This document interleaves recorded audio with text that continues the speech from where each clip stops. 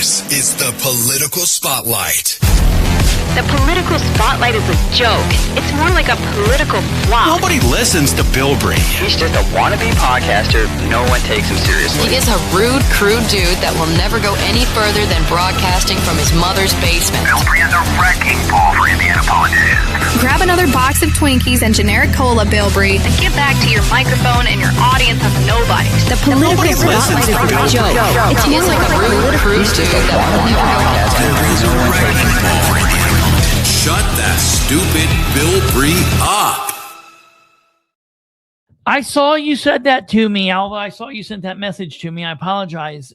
My phone was, I had my phone off for the majority of the day today. I woke up with a massive headache. Well, actually, I spent most of the night last night typing a couple of different articles and a couple of emails. And so I didn't go to sleep until way early. Then I woke back up, and then I just laid down at 7:00, and my grandparents called me. My grandparents haven't been feeling too well. Just the heat and things is a little bit much. And so then I laid back down this morning, and my phone died. I was getting ready to plug my phone in, and it died. And I was like, screw it. I'll let it be dead. So when I woke up, I saw that Alva had texted me but I don't think that's right. And I will tell you why here in just a moment, sir.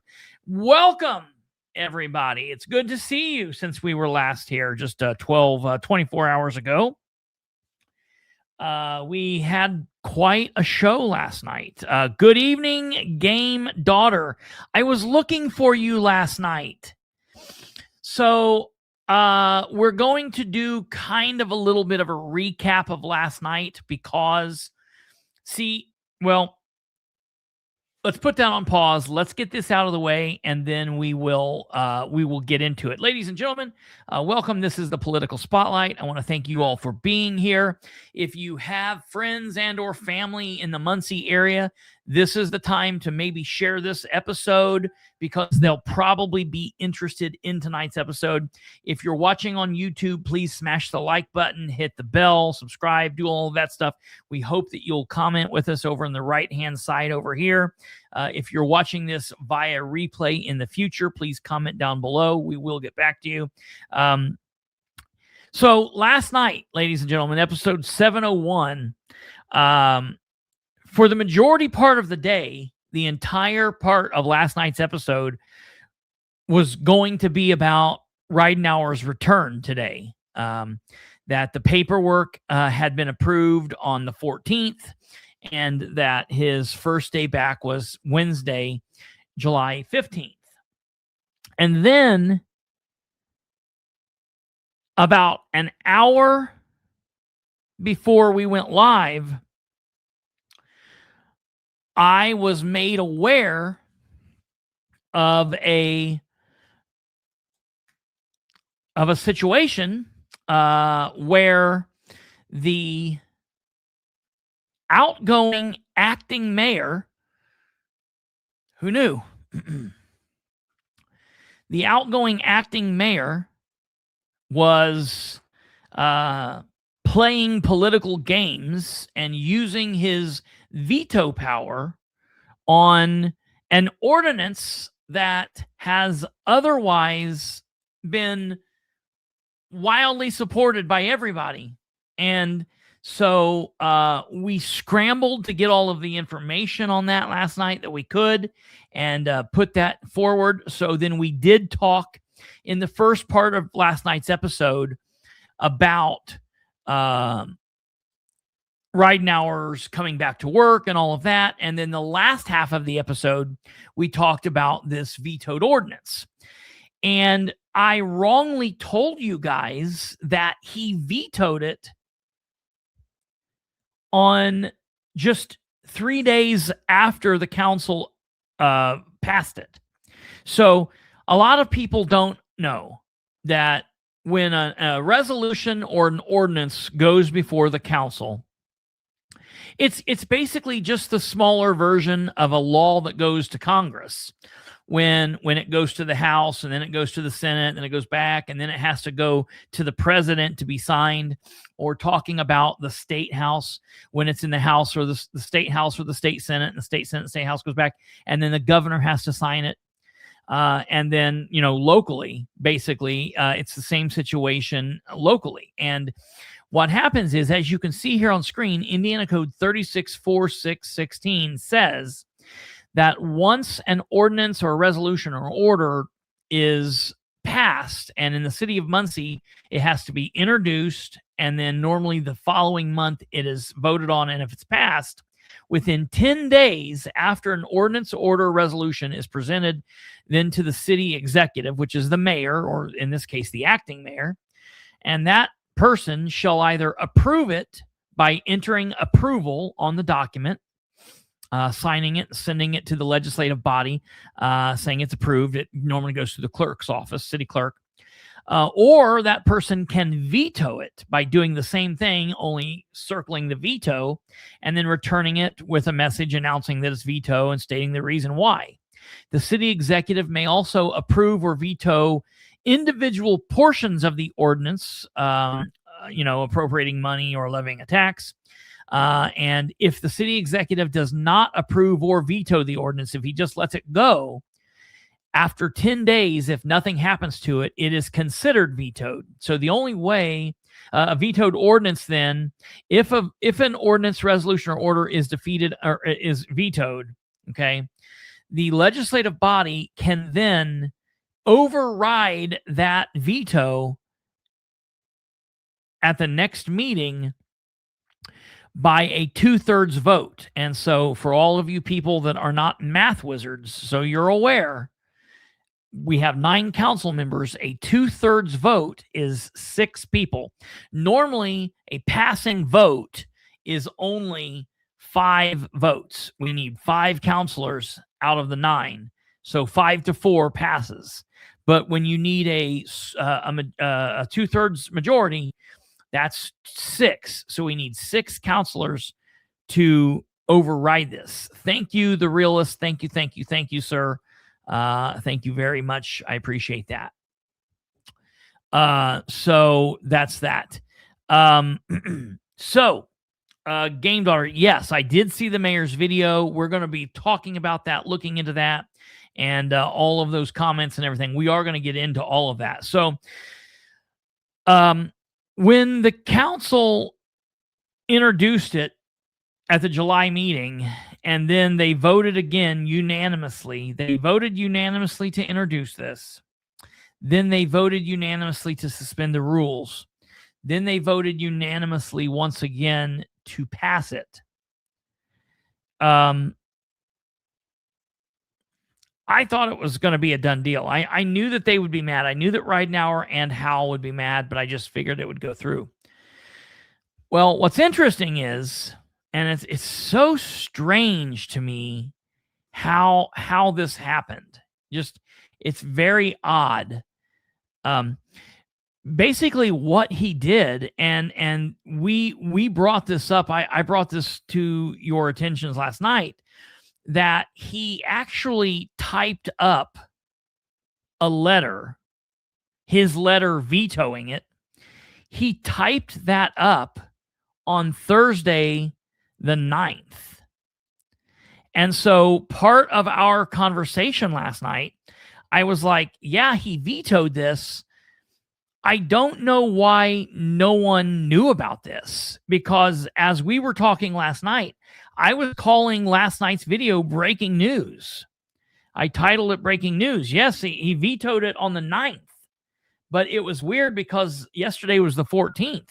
So you got Thursday the 9th, Friday the 10th, then we were in the weekend. Then you had Monday the 13th, all day Tuesday the 14th. Hell, everybody should have known about this, and nobody did. The Star Press didn't have anything about it. WLBC didn't have anything out about it. There was literally nothing about this veto, and I was wildly shocked that this would be out there and nobody would know anything about it. As you can see on this document, right here. I'm gonna pull it up here. It says July 9th. Okay. Well, the problem with that is he typed that up on the 9th, but they didn't take it and file it because it doesn't matter that it's typed up. It doesn't matter that he even maybe tells people about it. It doesn't count until he takes it and files it with the clerk's office. So it was file stamped yesterday. So when I became aware of this yesterday, it's because that's when it first was something. It didn't exist. I don't care that he typed it up. It didn't exist until he file stamped it. And we can see here, he file stamped it on July 14th. Now, I have an email in because I want to find out the exact time that it was file stamped. Okay, because we can see here. So there's a couple of different things that we're seeing. First and foremost, on his document, he typed it up on the 9th. Then he didn't file stamp it until the 14th. Well, if we go and we look at, because I was wanting to look at, like, did the counselors know about this? Did he just file stamp it and not say anything or whatever? So I reached out to Rose Selvey. Rose Selvey went through a lot of trouble, and I will give her the credit. She went through a lot of trouble to message me back. She's actually out of the country right now. And she saw that I was messaging and doing all of this, and she said that she will be back. I think, actually back tonight. But she said she would get a hold of me tomorrow, and we would talk about this. I know she's not going to be happy. But I then went from there. I went to Nora's Facebook page, and Nora Powell posted at 22:59, which is basic. It's 10:59. So by everything that I've seen, we broke this news. That's exactly right. Stumblefoot. It's like an unfunny sitcom. It's more like a dramedy, or it's like a true crime. It's more like a true crime happening. We're all the victims.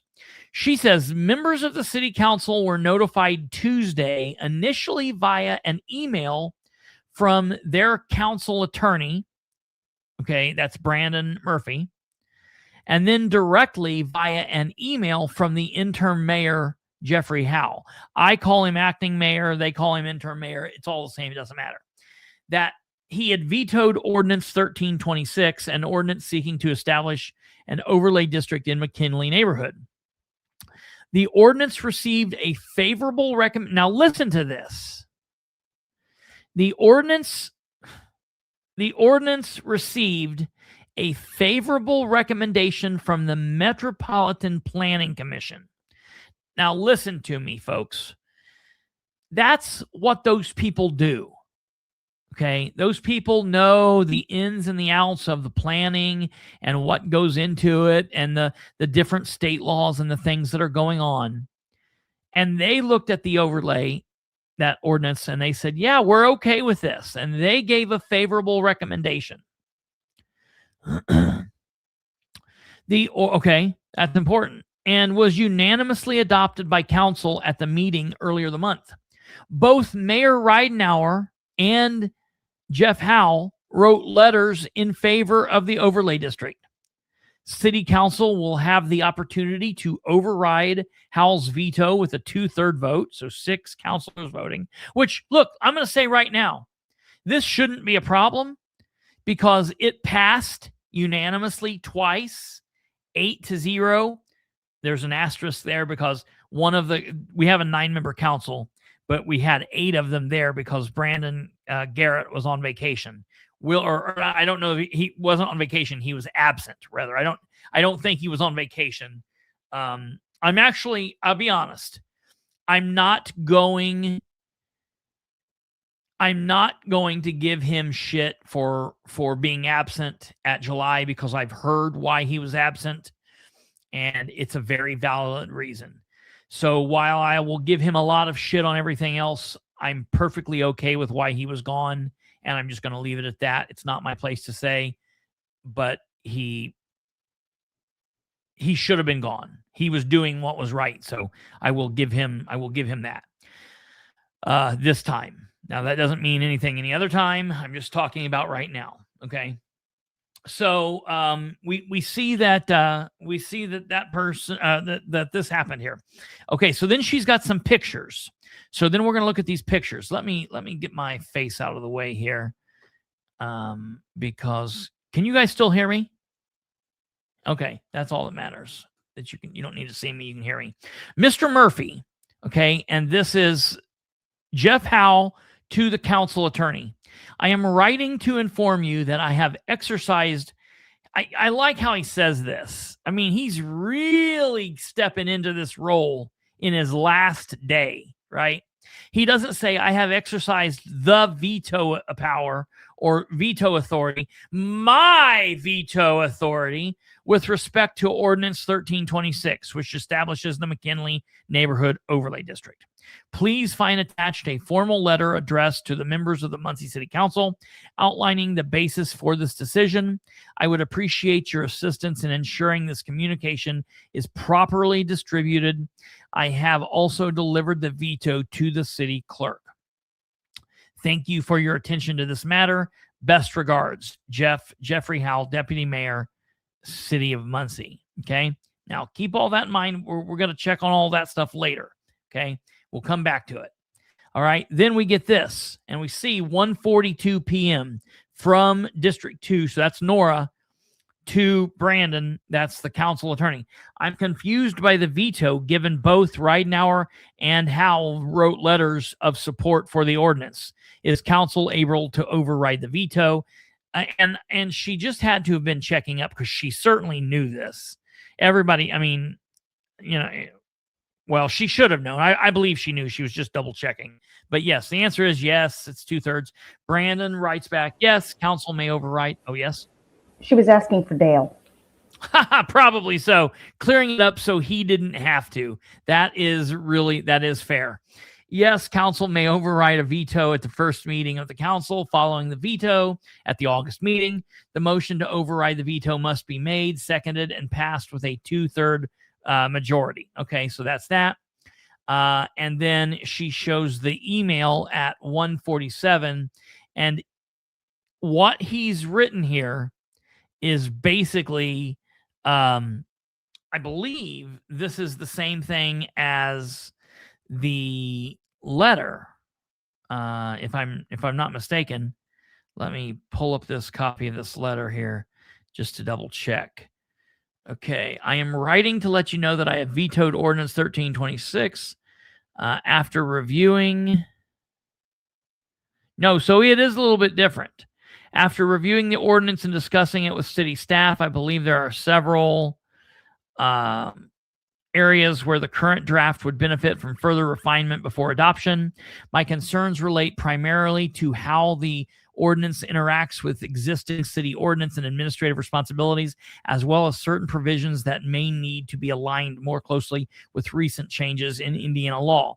This decision is not a reflection of opposition to the broader goal of neighborhood revitalization. In fact, I support the intent behind the proposal and appreciate the work that went into developing it. My hope is simply that with additional review and revision, the ordinance can be brought into form that is clearer, more consistent, and better suited for implementation. Now, please understand. Please understand this, ladies and gentlemen. I know it seems like we're just covering what we talked about last night.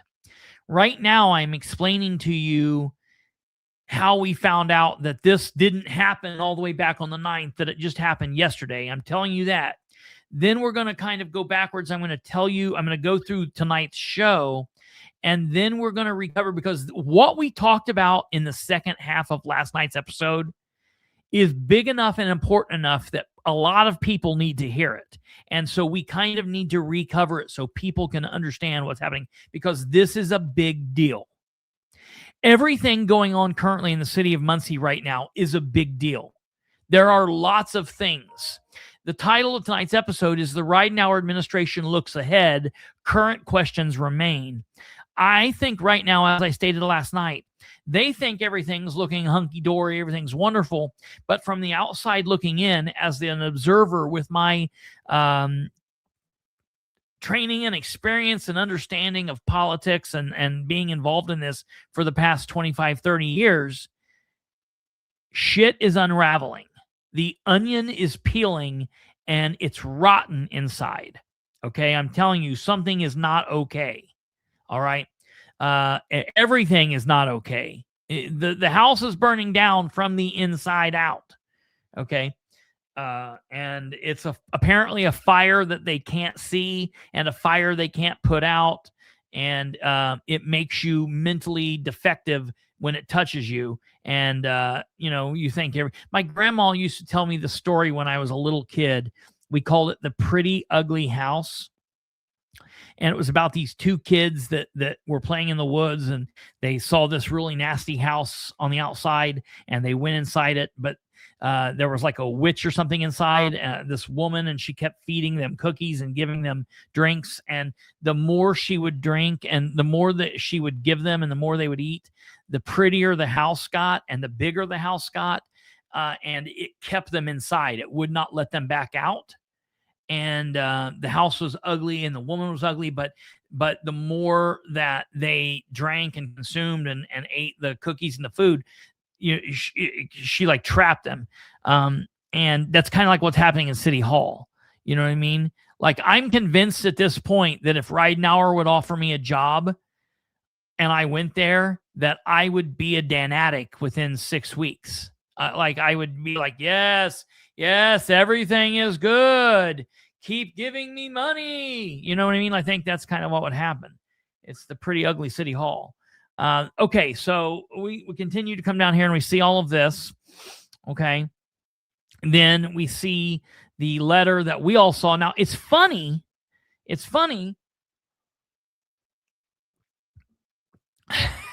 Alva.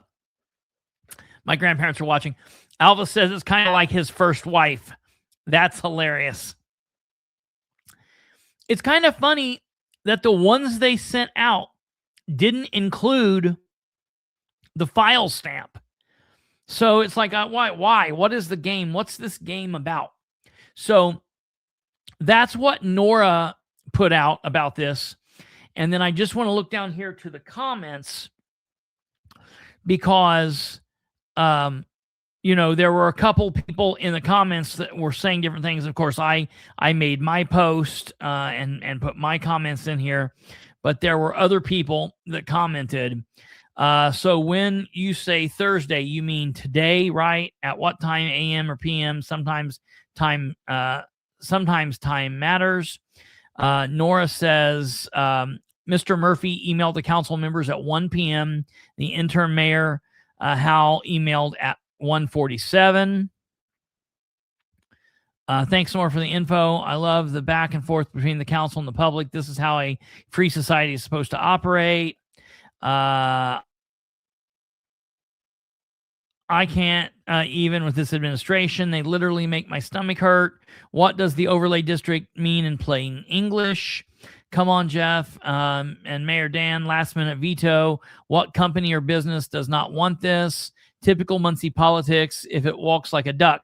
So that kind of thing. Now, the one person that I have not checked is Sarah Gullion. And I'm actually going to look now. I don't know if she put something out. She's normally pretty quick on posting things as well.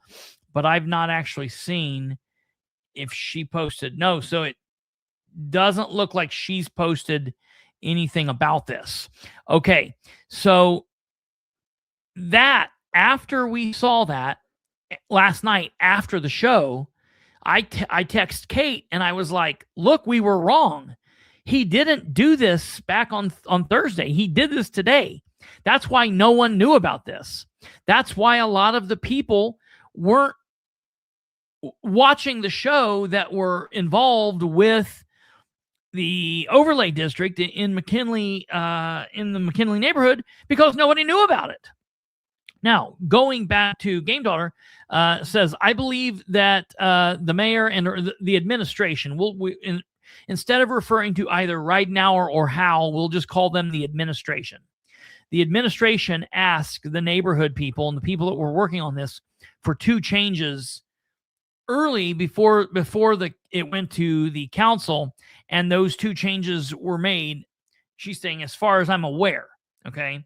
Now, throughout the day, as I said, I didn't have my phone on, but I believe that when I turned it on, I had a bunch of messages come through, and I got a bunch of stuff. Yeah, that's what I'm saying, that New Eckert doesn't want it for one reason or another, and we're going to look to try to find out why that is. I believe that too. So put a pin in that, and we're going to come back to that. But now I'm going to take you through the rest of kind of, in my mind, what happened and how today unfolded. So first and foremost, as we knew yesterday, the mayor was coming back this morning. And right off the bat today, at 9:00 in the morning, okay, there was a Board of Works meeting that we knew was going to happen. I wanted to be there today.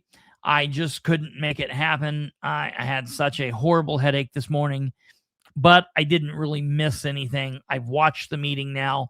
It's a quick meeting. We're going to watch this really quickly. I want everybody to stay put. We're going to go through this really, really quickly and get the things important out, get the quick things out of the way and get to the important things really quickly. I was not right. They did not do anything. So it was okay. But this is an important meeting. Yeah, I didn't need to be there. Alva was there. That's what matters. I don't need to be there if my number one right-hand man is there. So that's all that mattered. So, okay. On the board, we don't have Lola Marr. We have Ted Baker and a new man. And so we knew that this was coming. Let's hear what goes on here. Good morning, everyone, and welcome to the July 15th meeting of the Muncie Board of Public Works and Safety. Will you please rise? Pledge allegiance, please. I pledge allegiance to the flag of the United States of America and to the republic for which it stands, one nation, under God, indivisible, with liberty and justice for all. Good morning. Before we get started, I want to welcome the newest Board of Works board member, Ken Hudson. He's been sworn in and came highly recommended, so we just want to welcome Ken. So thank you very much. As you may know, Ken is a community figure. He's a man that's been in the community for a while. He works with his neighborhood association and does other things. So he's somebody that people know. I don't specifically have any good or negative thoughts about him one way or another. He's just a person. We'll have to see how this goes. I don't really know much about him. So far, I mean, I like him better than Ted. I like him better than Linda, and I like him better than Alan. I didn't know Lola, and I gave Lola the same position that I gave him, but Lola has disappointed me, so Lola's on that side now too. So far, I'm okay with him, unless and until I hear other things or he proves himself to not be, likable. I have no problem with him so far.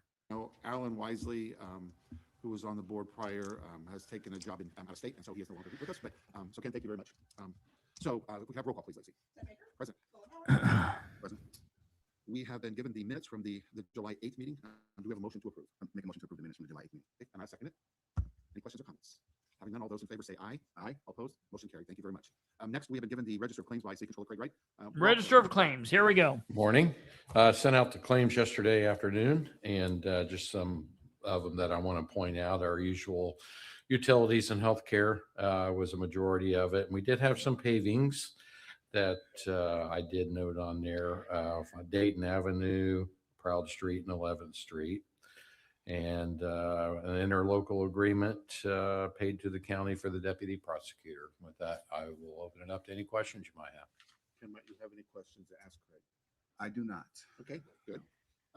Craig, we talked before. I just want to make it so it was public that there was a claim for $798 to GoDaddy, and it was listed as Tui Pool. Amber Green was so kind to let us know that this is for the POS system. Yeah. At Tui Pool, and it's just the initial cost for that. So that's just wanted to make that clear. Okay. Yeah. Great. Going into the 20th century there. That's right. Do we have a motion to approve the claims? Yes, I'll make a motion to approve the claims. The amount is $1,207,804.72. Okay, and I would second it. Do we have any comments or questions? Rick Yancer, please. You're on the clock. Yeah, no, I'm not. You're the clock. Rick Yancer, newsman. I just want a clarification on why the city's paying the prosecutor's office. Is that for a deputy prosecutor for city court, or? That's a pretty standard thing. They've done this for years. They've done this for over 30 years. So it's an interlocal agreement that we've had for a number of years. It's a typical. Yeah. Kind of strange that The payment, I'm Rick wouldn't have known that. Between, that's what I figured it was. Yeah. Okay, so we have a motion and seconded. Questions? All those in favor to approve the claims as presented, say aye. Aye. Aye. All opposed? Okay, motion carried. Thank you, Craig. Thank you. We have a couple orders of new business. First of all, a street closure application from Brothers to Brothers United Incorporated for their back to school event. A street closure that was presented a couple weeks ago. Everything's on the up and up. They go through it. Police and fire approval, everything that we needed. And so we let Mr. Kelly know that it wasn't necessary for him to come and present again, just since we have already heard him. This street closure. We're speeding through this. 2026, and it's just going to be just a neighborhood event there and celebration for getting ready to go back to school. New business has been given to us. That's all we have. Do we have any other points of business? I thought we might. Okay. So, Watasha, Then there's good this. morning. Good morning. Thank you for gracing our meeting today. Thank you. Welcome, Ken. So glad to see you and have you up there. And Ted, always a pleasure. So I'm standing before you. We have Indiana Black Expo Muncie chapter. Our annual summer celebration is July 30th through August 2nd, and it'll be in Hegan Park. But we have requested to do a street closure on Walnut, from Walnut to 9th Street. And I have the route here for our Saturday, August 1st parade. It's the annual parade. So work with Chief Sloan, and he had all the things signed. He told me to be here today. I don't see it. Great question, sir. What would you all like me to do? So this is pretty standard. We do this every year. They're acting all crazy. They're like, well, we didn't know about this. We didn't have this. But then they're like, well, we're okay. Since it's you and since we know about this, we'll go ahead and do it. So there's just a bunch of posturing. Everything went fine. They did it. So essentially we would go from. It was what it is. It's the same thing it's going to be every year. In a row. Thank you. And nothing else happens. There's nothing around Ball Brothers, and they didn't put drains in. Oh, Rick brings up about the flooding in town. Damage. That was what it was. Everything went pretty smooth. Not a big deal. It was a pretty run-of-the-mill Board of Works meeting. As Alva said, nothing really to see here, folks. That's basically what it was. From there, okay? From there, I want to make sure. Okay, got that. All right. From here, we now go to the City of Muncie's community update. Yeah, he really was. Rick, I like when Rick is the highlight of the meeting. It's kind of a refreshing deal. Rick is really kind of coming back into like a second wind, I think. He was having a kind of a rough go of things for a while, and I think he's kind of like decided to like really kind of kick it into gear. I like seeing him. We definitely fall on different sides of the political spectrum, but I like Rick's. I just like his. I like that he's like a cantankerous old man. Now, it is what it is. I respect that. So, okay. Now we're going to take a look at this. Welcome back, Mayor Dan. Yay! Now, I want to say this because I meant to say it last night, and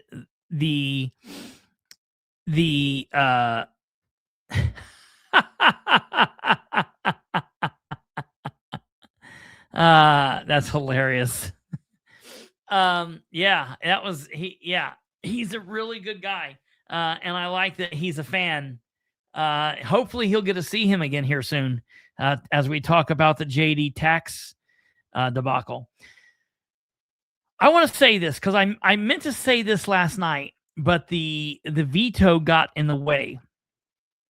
And so I have to say my disclaimer again, because I said it last night because I knew what I was going to say, but then I didn't end up saying the second half. So the disclaimer is, as a human, I'm glad that Ridenour is back. I'm glad that Ridenour appears to have beat the monster that is cancer. Cancer's a bitch. And I'm glad that Ridenour, his doctors, his nurses, his wife, I'm glad that God stepped in and touched Ridenour and his doctors and helped him. And I'm glad that everything went well. I do not want Dan or anyone else to be affected by this. And I am happy that Dan is back. Okay. What I'm getting ready to say has nothing to do with illness, has nothing to do with sickness or anything like that. But when I got the message the other day that Dan was coming back, it literally made me have a pit in my stomach. I was not happy. I was happy that he beat the cancer. Okay? 100%. But I'm ready for Dan to be done in Muncie politics. I'm done with the sycophants that follow him around and drool all over him when they are literally seeing the city having all of these problems. I'm done with the constant lying. I'm done with somebody legitimately calling people dumb idiots and saying that they're bitching, and then immediately going and saying, I've never been unprofessional in my life. You know what I mean? I'm done with the way that these people feel that they just don't have any kind of did you see that? I'm tired of it. I'm just tired of the whole deal. I'm ready for a new round of people. So I was really hoping that like he had gotten a new lease on life and he was like, you know what? I don't need politics. I'm going to enjoy my life. And he was going to resign. And then we were just going to go on with what happened next. I'm tired of everything that comes with Ridenour. Okay. So I just have to put that out there. I need to be honest with it. I wish him the best as a person. I do not want him to be sick. I didn't hope for the bad. I wanted him to beat this, but I'm just tired of him as the mayor. So welcome back, Mayor Dan. Good morning, Muncie. Dan Ridenour here, your mayor. Today is my first day back after a very successful cancer surgery. I'm just going to touch base on that briefly, but I'm still in some rehab, so I'll just be here for a few hours, half a day for this Wednesday, Thursday, Friday. We're not certain yet about next week, but I'm excited to be back and just have a couple things that I'd like to touch base on. Number one, and I think we'll probably just do this one thing today. I wanted to talk about the veto of Ordinance 13-26, which is the McKinley Neighborhood Overlay District. I will admit we had expected this to just be an introduction, and legal had reviewed it, and there are several items that conflict with Indiana code, and we had hoped that it would be introduced and that we would go over these with the council so that it would be approved in a usable form in August. But since they suspended the rules, it's kind of thrown it into a different situation. We are very supportive. In fact, we helped with the building standards, and we require those building standards for any development of city sold property. What we're excited about this is that it will put those same requirements on people who buy things from private entities. So we're excited to have this happen. We hope that it happens in the August meeting with some adjustments. Now, I've got 2 pages here of adjustments that legal felt like did not follow. It conflicts with Indiana code. We are going to attach those in the comments so everybody can see those, but there are a number of areas in that overlay district that take responsibilities from the Planning Commission, from the Variance Board, from the engineering, from the building commissioner, and kind of gives it too much influence. We want it to be the same type of overlay district that we have for the Canal District right next to City Hall, and in the university and the village. They also have an overlay district. It doesn't have some of these things that conflict.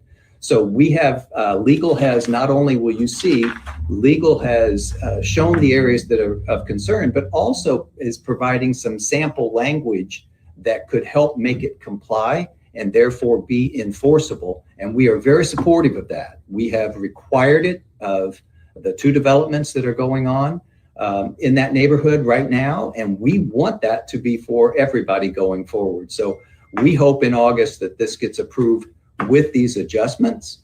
And I just want everybody to be able to see what those adjustments are. So that's it for the update for today. And please take a look. They'll be in the comments, and you'll be able to look at what we, through our legal, is requesting. Thank you so much. Have a great day.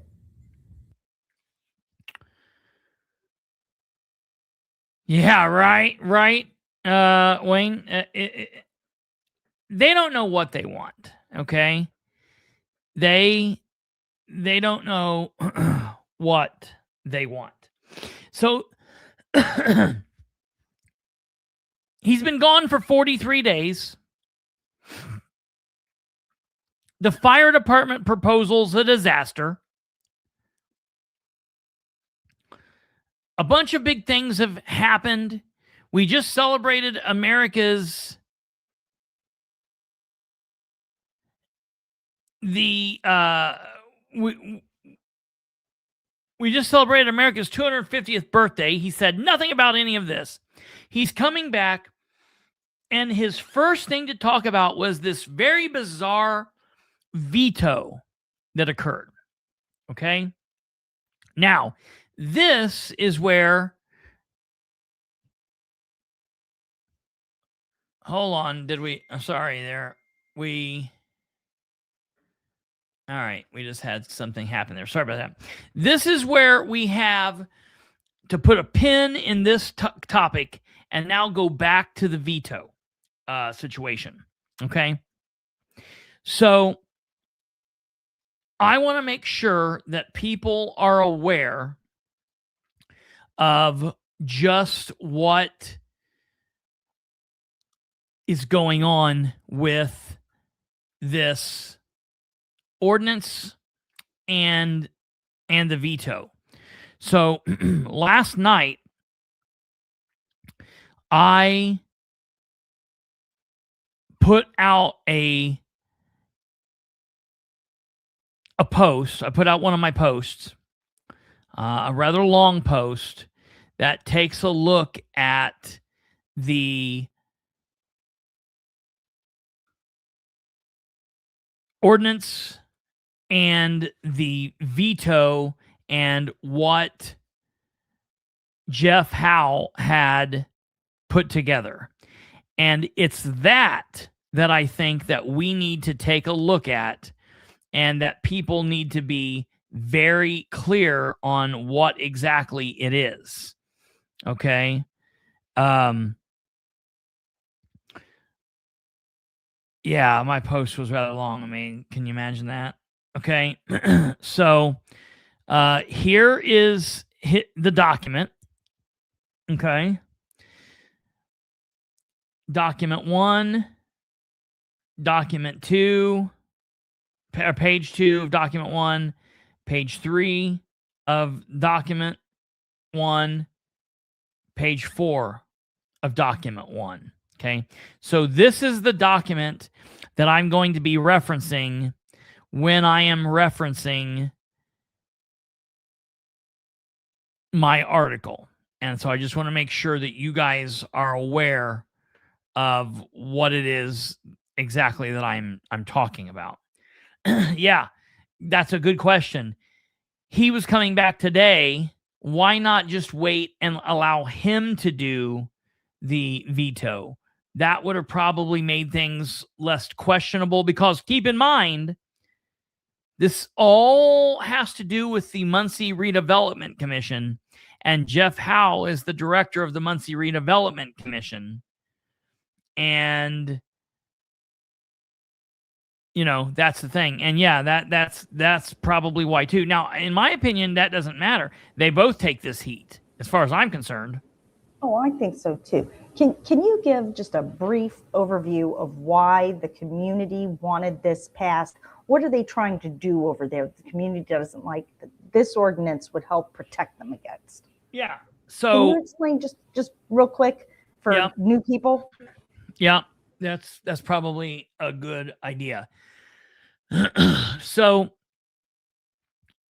I don't know if in doing that's a really good idea. And what we'll do, I'll also give you guys an understanding for the people that might not know where we're talking about the neighborhood in question. So we are talking about the McKinley neighborhood. Okay.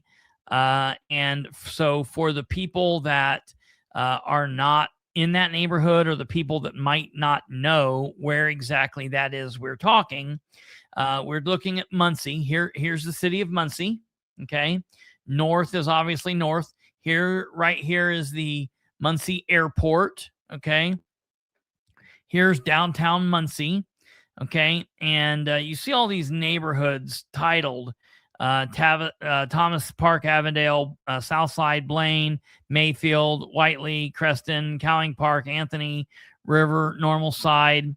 Well, okay, right here, this little area here is the McKinley, and it's called the McKinley neighborhood. They're now calling it the McKinley Live Learn neighborhood, whatever that's about. I guess because it's all connected to the school here, and they're going to have I don't know what other deal. So basically, we're going to be talking about from Walnut south of the river, down Walnut, okay, and you know, I guess in my opinion, where it would really, I mean, I don't know if it's actually down to Columbus or if it's all the way down to Weiser. I consider it being from the river down Walnut. Maybe if somebody from that neighborhood is in the comments can tell me, Game Daughter or somebody, if it stops at Columbus, or okay, so it does go to Weiser. That's what I thought. So we're talking about this area of the city. Okay, basically this area, and we know that this is an area that the mayor and the MRC have been working on basically since Ridenour's been in office. Definitely the people in the neighborhood have been working on this, and they've been attempting to make it a more livable area, making it more friendly to families moving in, and a safe area, and upping the property value, and making it a place where people feel safe and can live, and you can move in and start a family and be a wonderful place to live. And there's a lot of good people that live there. There are a lot of good people that own property but don't live there. A lot of stakeholders, a lot of decent Muncie people living there trying to make this thing better. Well, the city, the McKinley Live Learn neighborhood, they will live there long enough to learn they shouldn't have trusted the administration. I think that we've got that point already. Dude, you guys are absolutely the best. Absolutely amazing. You people in the comments are just wild. That was actually a Brandon style joke. I'm really proud. Like, Brandon would have liked that too. I don't know if Brandon is around anywhere, but if he was, I'm sure he would like that. Brando has been in the comments doing his level best to break. Yeah. He's going to be sad because Stumblefoot beat him to it. Yeah, that was However, a good. I think he will be pleased that Yeah. the humor that did break you was very Brandon-esque. Yeah, that was a very good Brandon style joke. I liked it. I very much appreciated that. It deserves a prize. Game Daughter wasn't there for the naming. Yeah. So, listen, for a long time, the neighborhood, and we'll call everybody. We're going to call the property owners, the residents that live there, the state. We're going to call them all stakeholders of the neighborhood. For a long time, the stakeholders and the administration were combined and wanted the same things. Okay. And then in the last couple of years, there's been a push for them to put the new townhomes in this section right here. And anybody that drives along Walnut, you know that there are new townhomes that have been put in right here from Myrtle south to Columbus along Walnut. Well, there's also then been a push here in the last little bit for this new work to begin with a new developer, and the developer isn't being the new developer doesn't have to meet some of the same standards, and they've done things basically that's changing the overall function of what these new developers are going to do.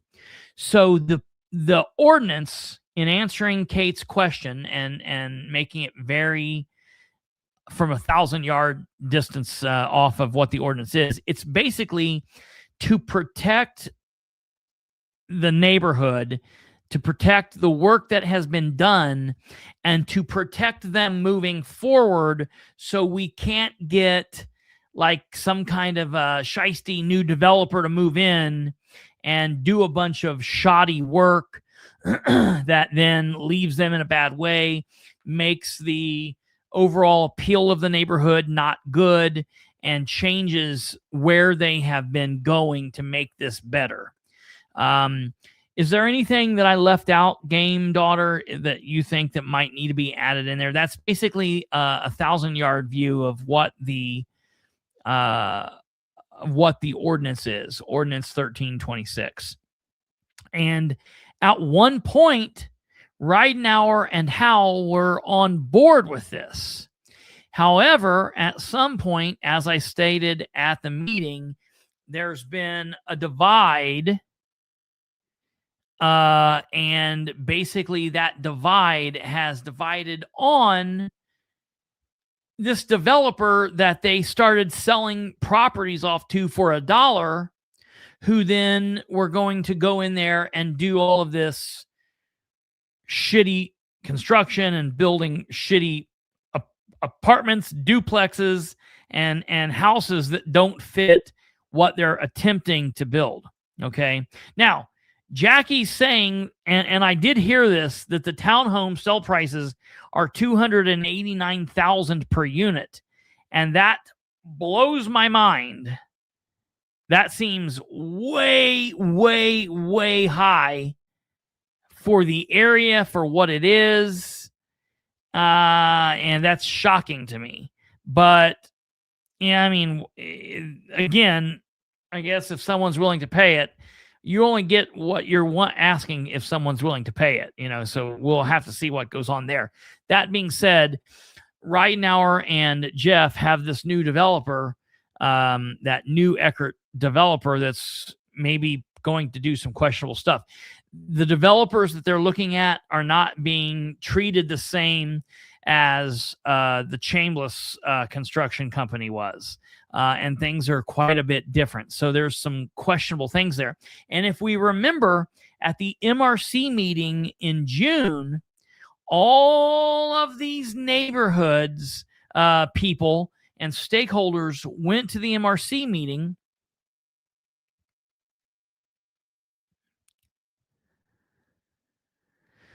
News calling them townhouses, but the pictures I've seen look like barns. Yeah, that's what I've seen too, from a couple of other sources. So that's interesting.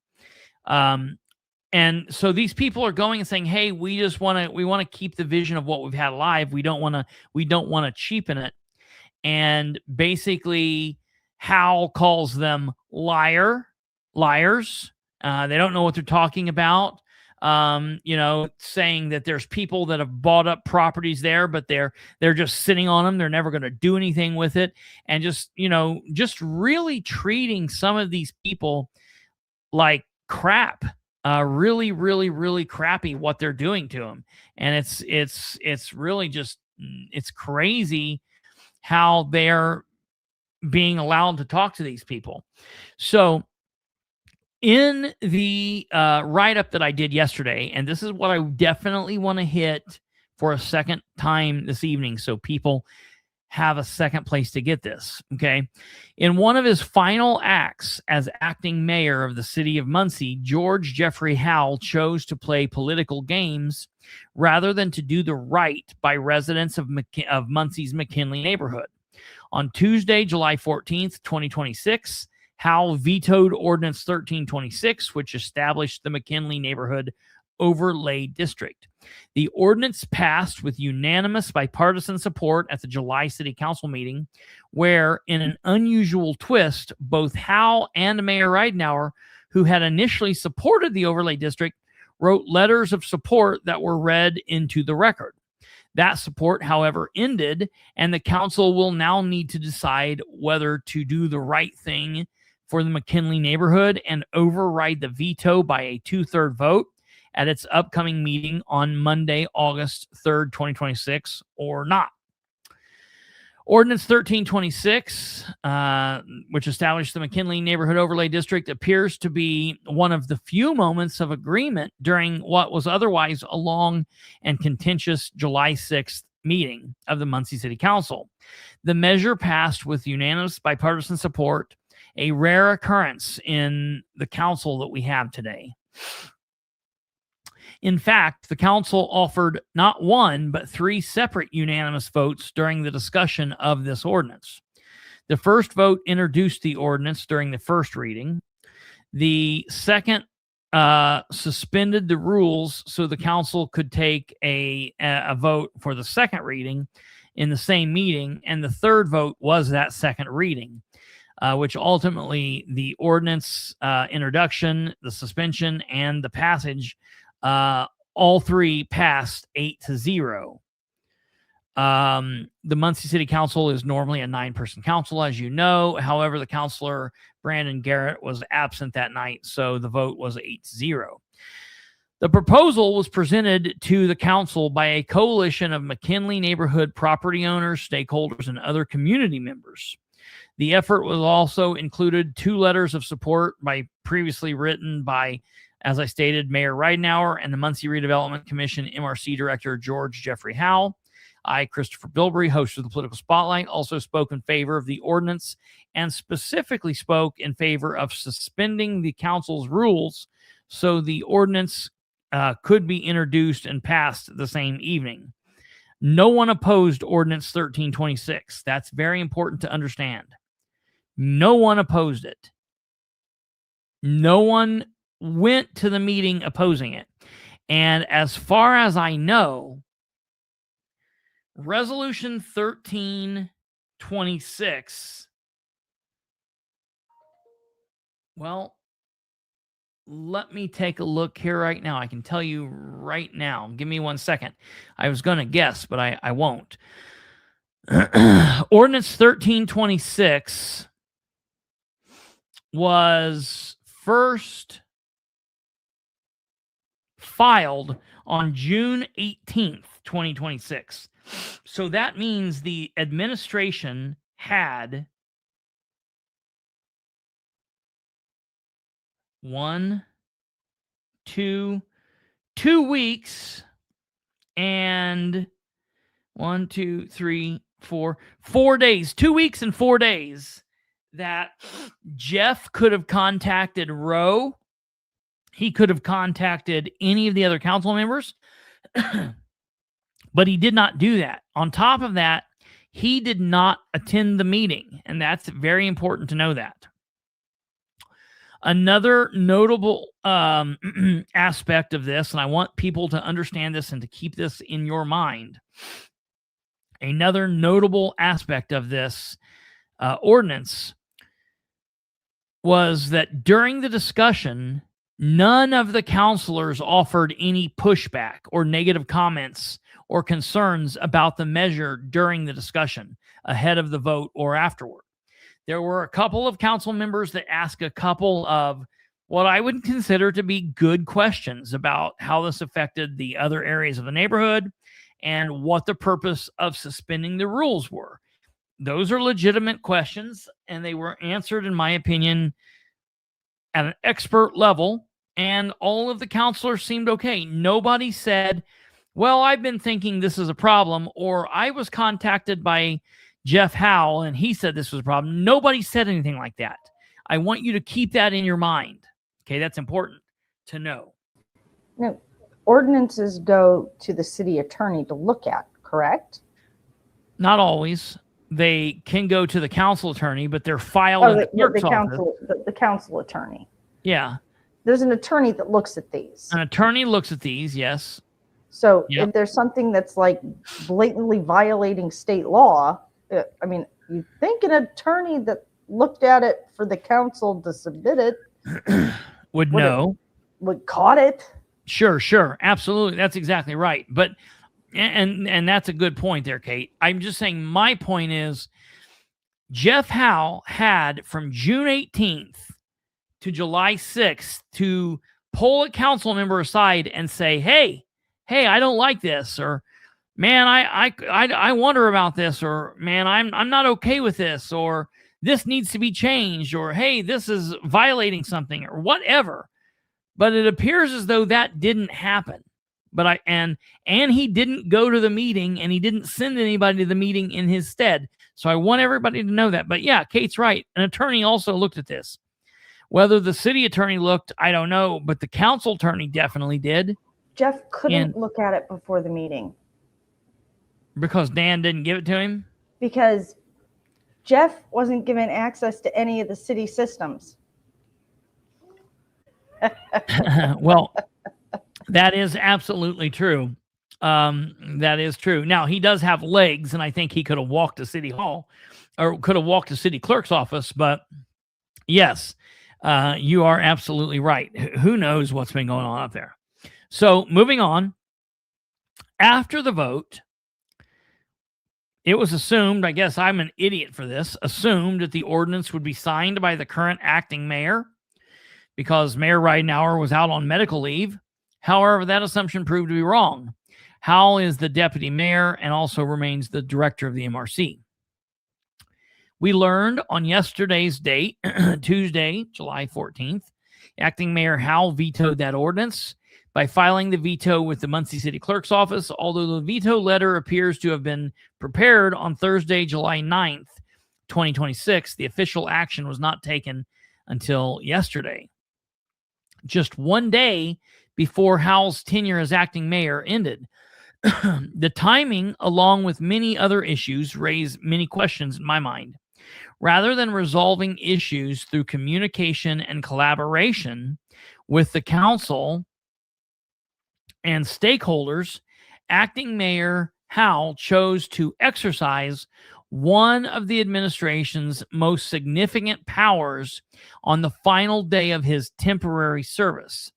From my perspective, the veto is misguided political game playing that will only divide everyone involved.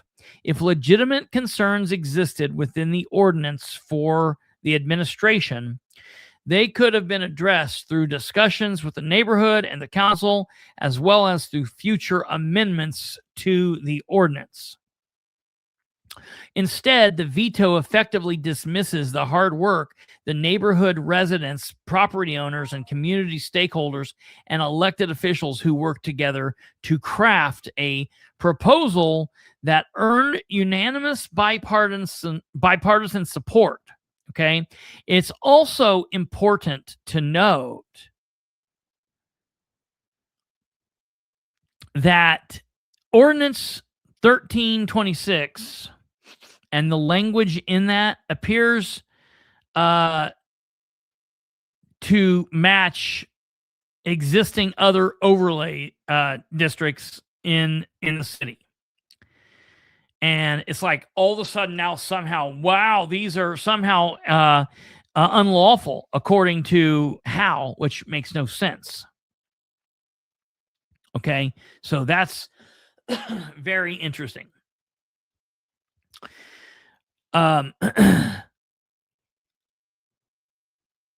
Moving on. For many involved, the decision feels less like policy disagreement and more like a slap in the face to the citizens who participated in this process in good faith. Howe, both as acting mayor and as deputy director, MRC director, continues to trample on the residents and property owners of McKinley neighborhood. And honestly, I'm just going to tell you straight down to it. I feel like this is just a delay tactic, okay? As Kate and I talked about last night,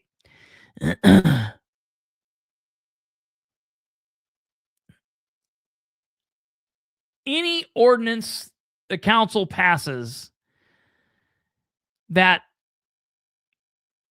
conflicts with any other previous ordinance, the newest ordinance is the law of the land. It does away with prior ordinances. So you don't really ever have a situation where you have two conflicting ordinances. If you have ordinance 1 that says A, B, and C, and then 5 years later you have ordinance 2 that says 1, 2, 3, well, the ordinance that happened the most recently is the ordinance you go by. Okay? So that's that. But also, I find it hard to believe that there are actual state code violations. I just don't know. We're going to have to see. Okay, I'm looking into this and having others look into this, and we're doing a lot with this. Okay. I just think that this was a serious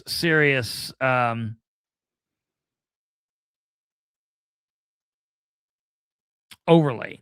There was also an attorney that looked over this for the Planning Commission. So I want you to keep that in mind. And remember, the Planning Commission gave a favorable recommendation for this. Okay, keep that in mind. Okay, going back here, let's continue on. Compounding the concerns that I have just addressed with you, there are several assertions contained within Howe's written veto letter to the council that I personally have major issues with. His statements in the letter deserves careful examination, and I demand answers to the questions that I am offering to Howe, to Ridenour, to the attorneys, and to everybody involved with this. Okay? And I'm going to read these before the council next time, and I expect answers on this. This is not going to be one of those things where Jeff Green and Dale Basham can just stand there with their thumbs up their asses not answering.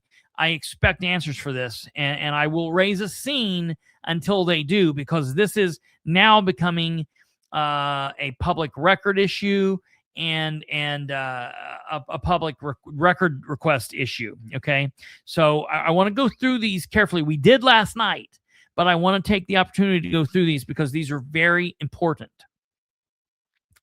Okay, the letter and the questions it raises warrant a closer look.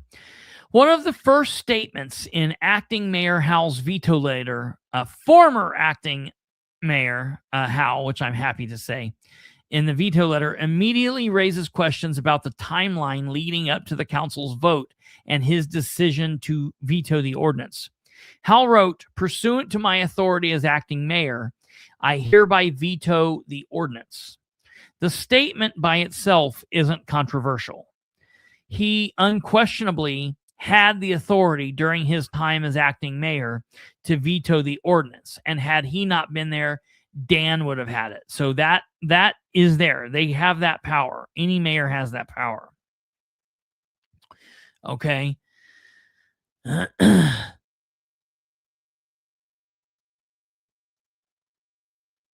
He had that power. The question isn't whether he could veto it. The question is why he did so, when he did so, especially given his previously public support. And you can see Howe's letter of support. It was read into the record, and it is there. Okay, it's with Ordinance 1326, all of the documents that were submitted to the council. Prior to the city's, matter of fact, while we're here and on this, I'm going to pull it up and let you guys see it. Give me 1 second. Just so people can see that this letter does exist. And it's not something that I'm just making up. I want to make sure that you guys know that this is not just something that I'm saying or something that, I don't know, Roe is making up or any of the people in the neighborhood. I'm getting down. I've got to go through. There's 66 pages. I'm just quickly looking through the 66 pages here. Because both... Oh, yeah, okay, here we're coming to it. There is Kylene, I mean. Here is Chris Butler. Here is Mayor Ridenour's.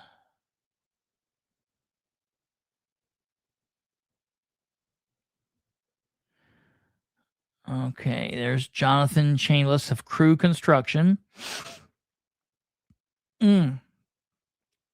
Okay.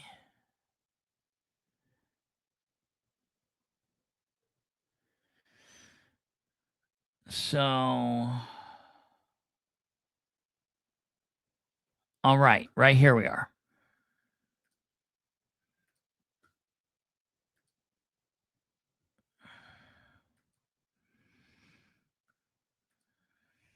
And I'm going to read this. I'm going to stop there. I'm going to read this to you guys so we can hear what his letter was supporting this. Okay, because I think that's probably important. Okay, you guys can see that. All right. Dear members of the Plan Commission, as director of the Muncie Redevelopment Commission, I am writing in support of the proposed McKinley Neighborhood Overlay District. And listen, he wrote this on June 2nd. So ask yourself,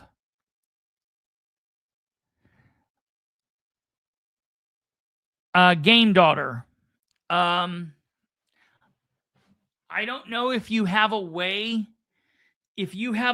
to either message me on Facebook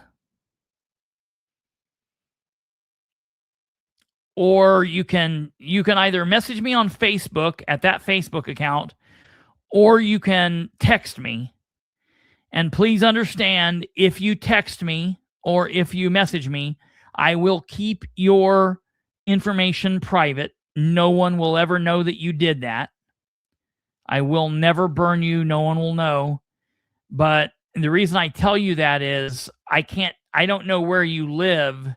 I can't tell you. I don't know where specifically it is that you live in the city. Like, I know you live in that area. Well, let me look and tell you exactly. Muncie City Council District map.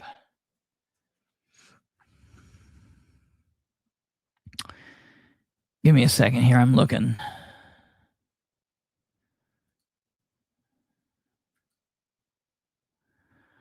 Okay.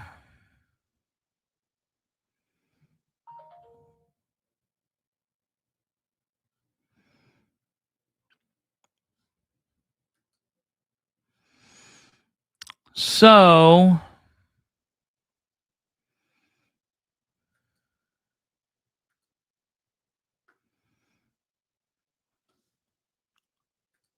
I am seeing, give me a second. We're doing a couple things here at once, folks.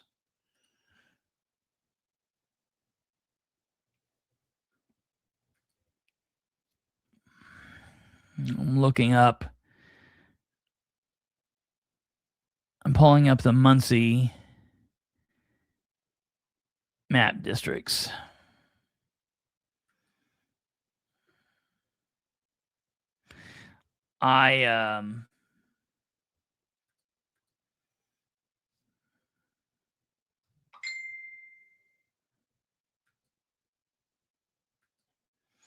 No, I don't think he is your counselor.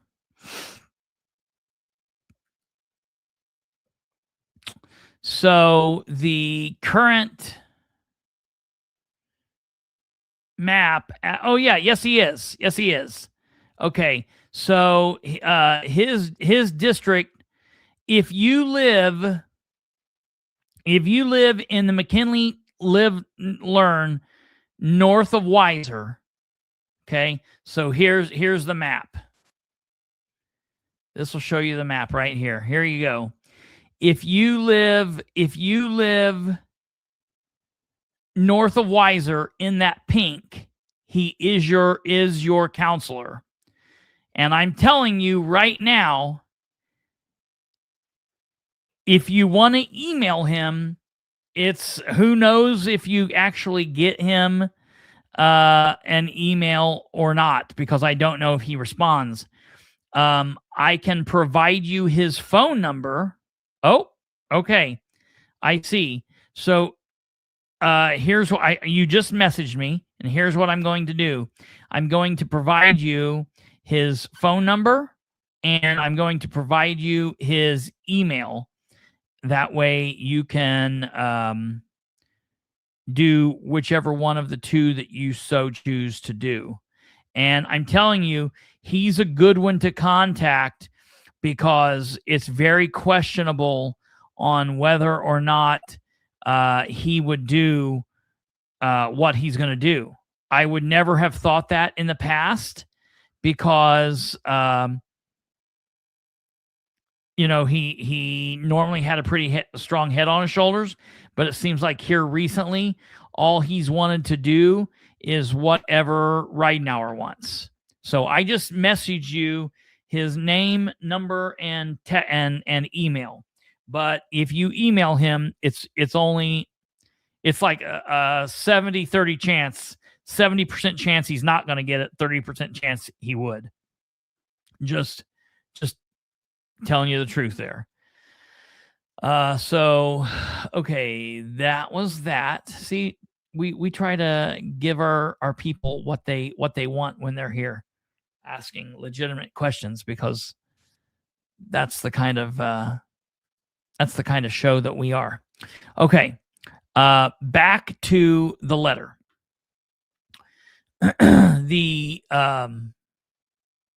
I believe it was Sarah Gallion that came to our May neighborhood meeting. I could see her doing something like that. No, you're fine. That's fine. This is a live show, folks. That's what this is. So there's definitely nothing wrong with that. Okay, back to Jeff's letter. So the Redevelopment Commission has recently entered into an economic development agreement with a developer to construct 32 housing units in the McKinley neighborhood, including townhomes and duplexes. Throughout the planning process, the City and Redevelopment Commission have emphasized the importance of ensuring that projects reflect the character and vision established by the neighborhood. To achieve this goal, the Economic Development Agreement incorporates applicable design and development standards directly taken from the McKinley Neighborhood Guidelines.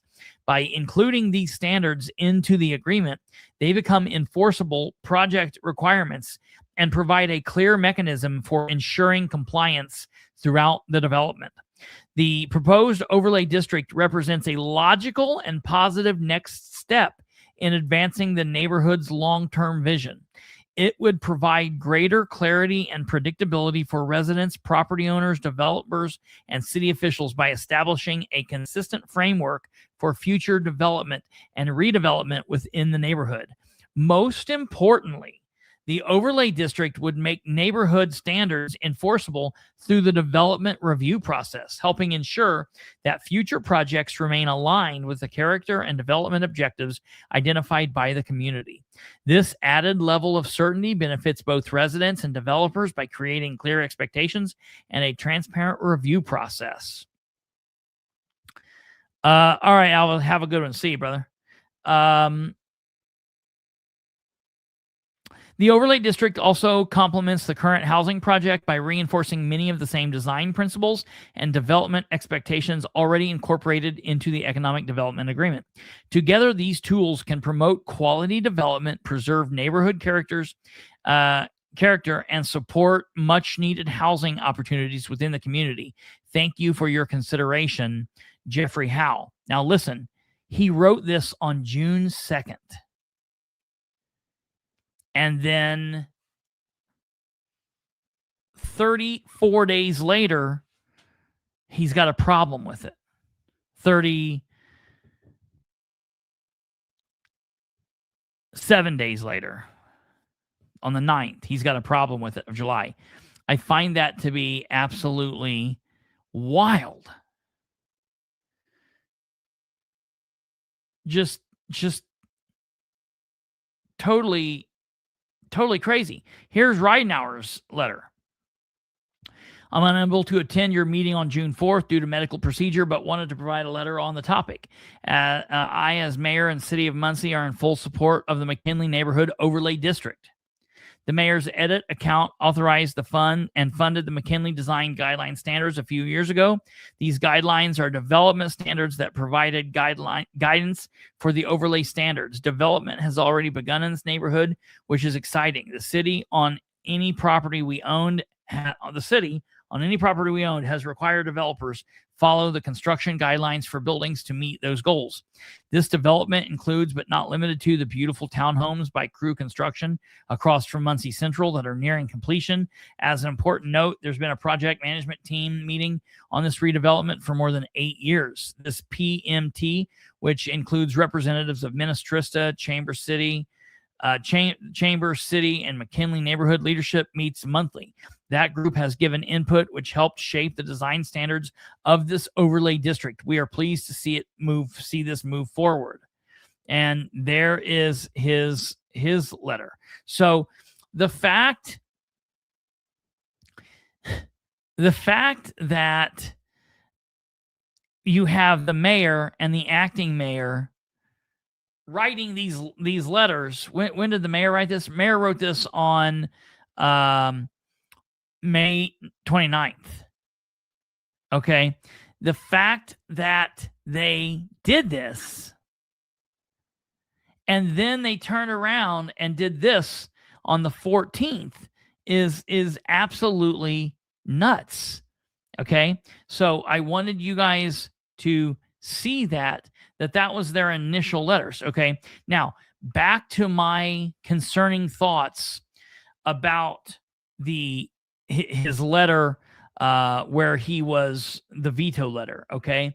And I'm going to pull the veto letter up on screen so you guys can see this as I'm going through this. Let me see. Am I allowed to highlight this while... Let's see what this says. No, I can't, but I can show you. That's all right. We'll do it like this. Share this. Okay.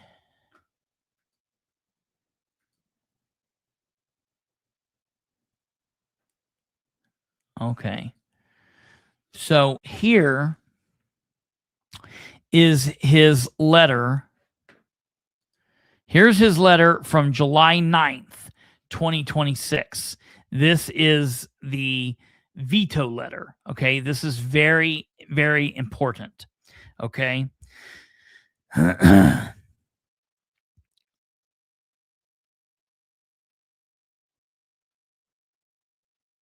He says that he is vetoing this, which we know he has that power. Okay. Prior to the council meeting, former acting mayor Howe had previously provided a letter in support to the McKinley neighborhood overlay district that we just read to you.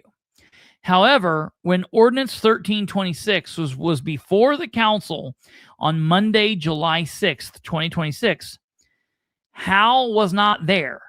He did not attend the meeting. He did not attend the meeting as the acting mayor.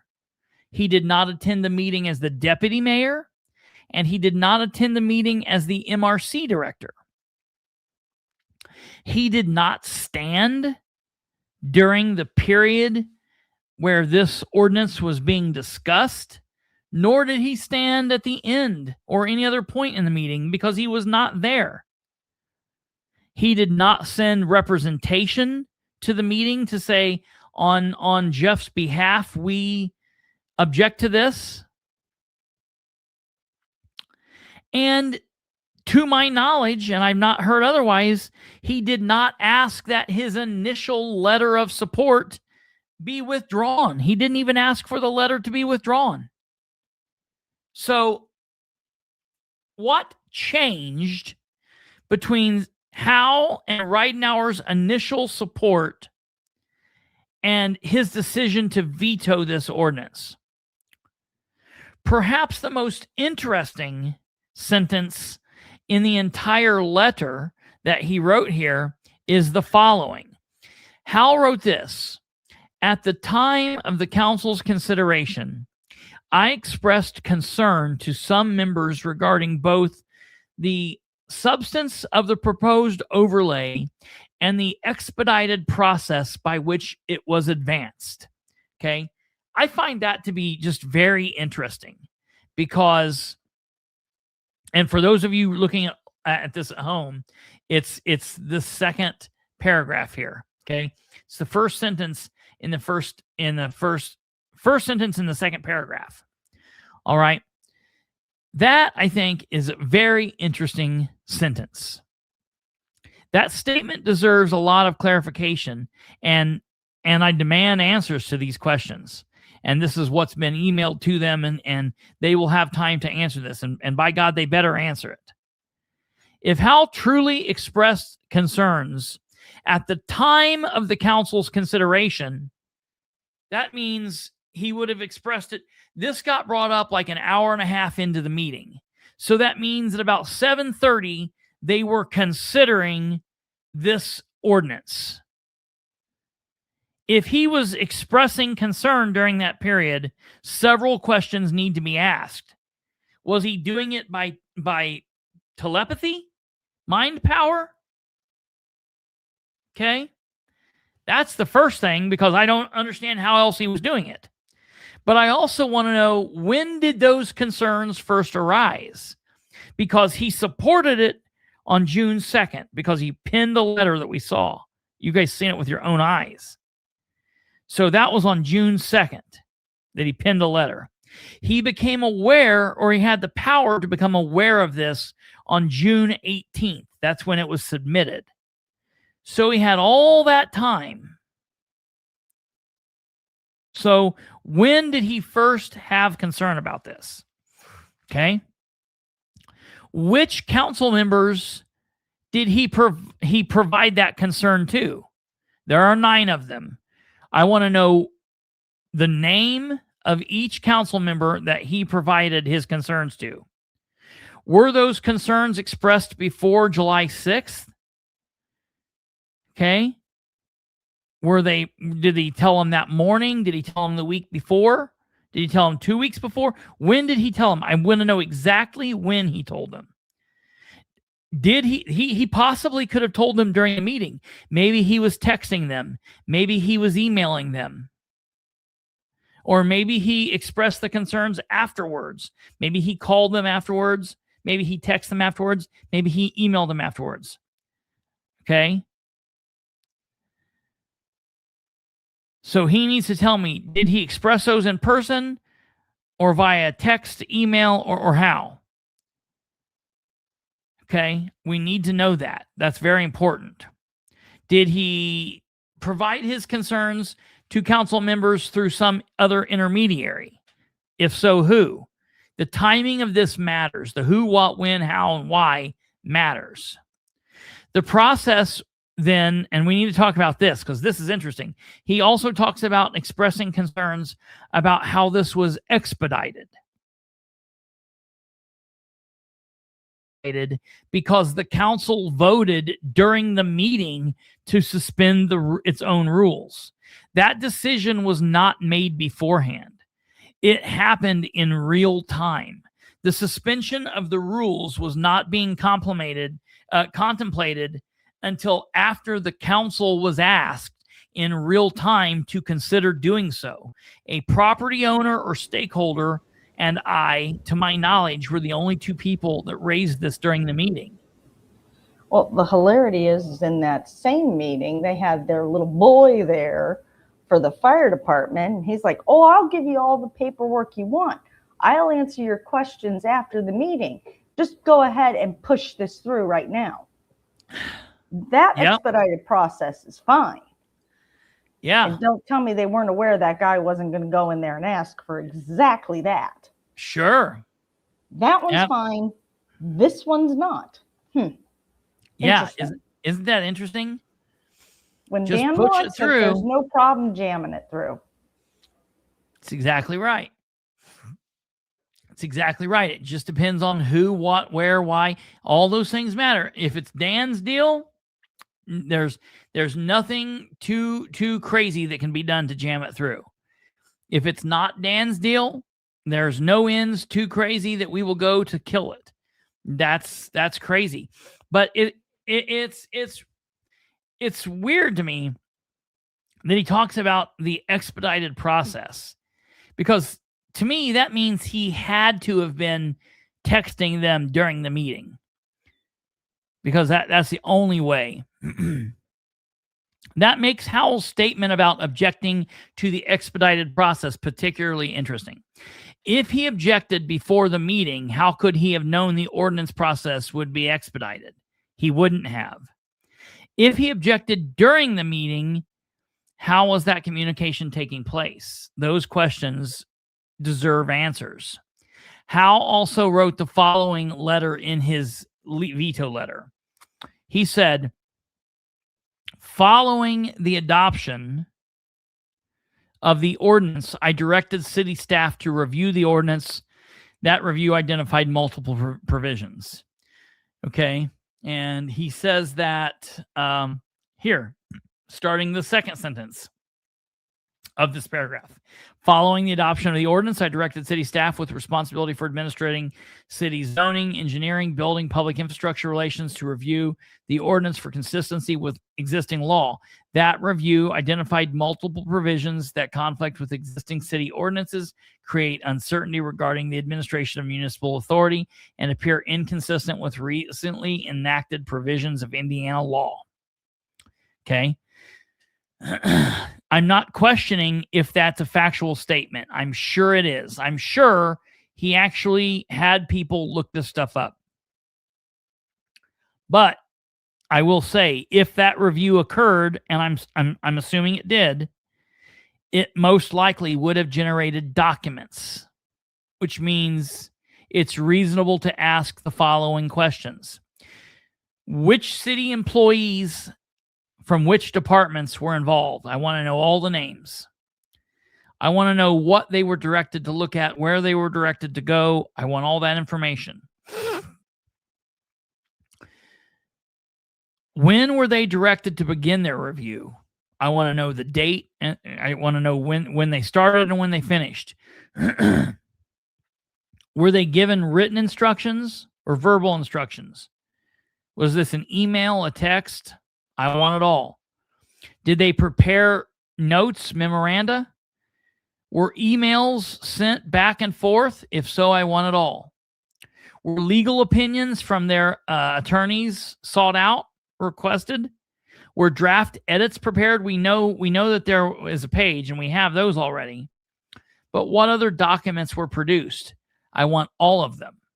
If City Hall staff conducted this review and concluded that portions of Ordinance 1326 conflicted with state law and or local ordinances, there should be documentation explaining how these conclusions were reached. Those records should exist if everything occurred as described. Therefore, I am preparing record requests to submit to City Hall under Indiana's Access to Public Records Act. As soon as I have those typed up and sent out, I will submit them to you all via social media, and I'll show them on here probably the next time we meet tomorrow. I will post a list of what I am formally requesting. Without supporting material, the public is simply asked to accept the conclusion without seeing the underlying analysis. Given who we are dealing with and everything that has happened up to this point, I have a policy of no longer giving them the benefit of the doubt.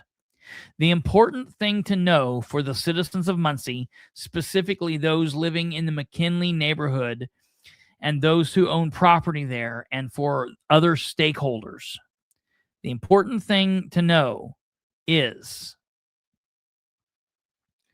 that this can be fixed. The people who care about Muncie need to care about this, whether you live there or not. For everybody everywhere looking at this and saying, wait, so they can just defeat things they simply do not like for one reason or another, it's important to know this can be fixed. The council can override former acting Mayor Howe's veto. All they have to do is attend the next city council meeting set for Monday, August 3rd, 2026 at 7 p.m. And during the discussion of Ordinance 1326, someone on the council needs to move to take a vote to override the veto. That motion needs a second, and then they need a 2/3 vote to override the veto. That's 6 people. However, I would say all 9 of them should. I'm assuming that won't happen, but we need 6. We need 6. That's all we need. I would like 9. But who knows? I mean, since it's already had 3 unanimous votes, I would say this shouldn't be a problem. We should at least be able to get 8. Maybe Brandon can be the one holdout, but we at least need 8 of them. I don't see a reason why they will not vote for this. But that's why we have to let all 9 counselors know ahead of time how we feel about it. And in order to do that, I'm going to do the following. I'm going to put this information out here like this. Give me 1 second. Add. Okay, here's District 1. Jeff Green, Republican. His email is district1@muncie.in.gov. Okay. It's very, very easy. So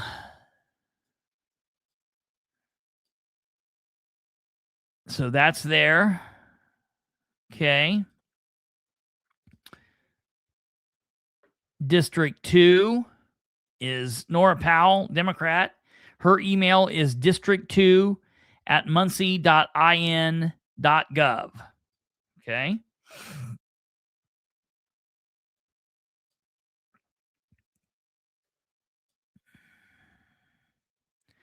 It's very easy.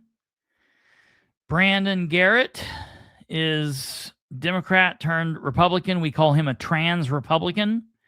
District 3@muncie.in.gov. Are you detecting a pattern here? Okay, it's really pretty simple.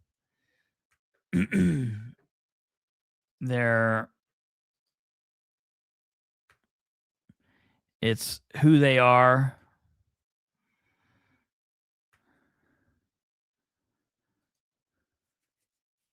Basham won't. Yeah, I'm sure he won't. I'm sure. Yeah.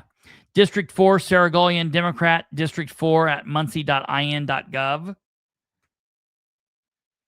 Okay. Now, Jerry Dishman and Gamer, I don't know if her name's Gamer Girl or Gamer Daughter. I forget. He does have a second email. I only provided you the one email. He does have this other one, dishjd@netscape.net. And I use it just to double check, but to me, it's not his official one. So, but I do put that up there. So there's that one as well if you want it just to be on the safe side. But the one I gave you should be sufficient. So just FYI. The one I gave you is the main one. Okay, there's that. District 6 is Harold Mason, Democrat. His email is district6@muncie.in.gov. Okay, that's that. And then after that, we get into the at-large people. And those people are pretty simple. It's the same thing, basically, just a little different. And it's at-large 1 is Dale Basham, Republican. And his email is at-large1@muncie.in.gov. Okay. At-large 2 is Rose Selvey, and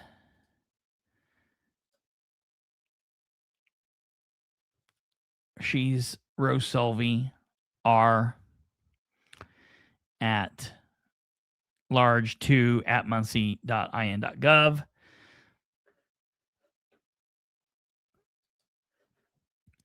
And then, you know what? I could probably do this an easier way than doing that. I probably should have thought of that. I don't know why I didn't.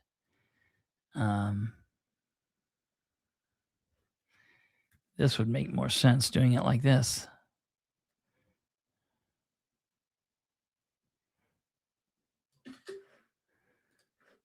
Yeah, here we go. Okay, and then here's at-large 3. This would make more sense doing it like this.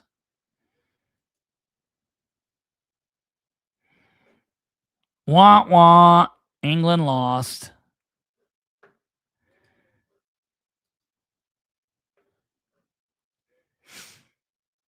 Here you go. For anybody that wants to know, that wants to go through, and probably the easiest way, this is probably the easiest way to do it.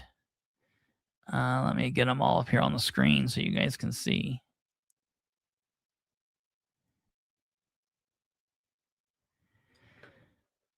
Right there, like that. Now you can just screenshot it.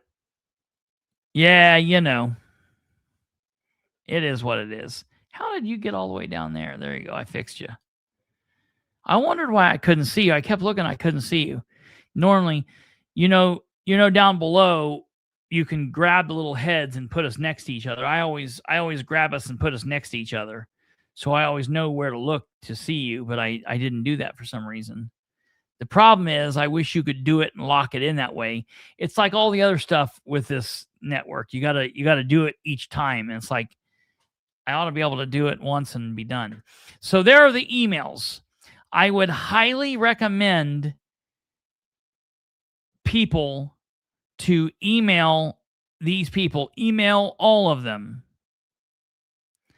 and tell them you expect them to vote for this. They can work out the issues. We can communicate about it. We can work out the issues if there are issues, through other amendments and such. But we're going to be looking to see if that's the thing. So I wanted to make sure that